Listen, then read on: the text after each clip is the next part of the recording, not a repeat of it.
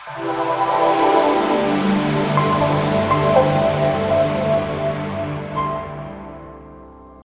الهزيمة الغير مستحقة التي مني بها المنتخب المغربي أمام المنتخب المصري مساء أمس الأحد برسم ربع نهائي كأس إفريقيا بالغابون، فإن مدرب الأسود هيرفي رونار لن يستقيل من منصبه، وسيظل مستمرا في قيادته للمنتخب خلال المراحل القادمة، خاصة الإقصائيات المؤهلة إلى مونديال روسيا 2018.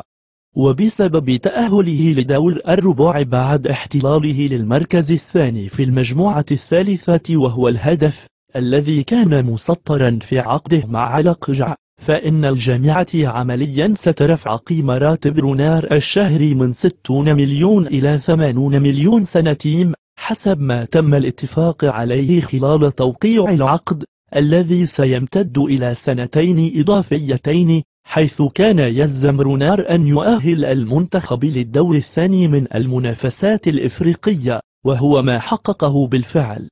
وبتحقيق بنود العقد من طرف الجامعة الملكية لكرة القدم، فقد أصبحت هذه مطالبة بدفع ما قيمته 1,920 مليون سنتيم لصالح هيرفي رونار خلال السنتين المقبلتين، وهو تاريخ نهاية العقد.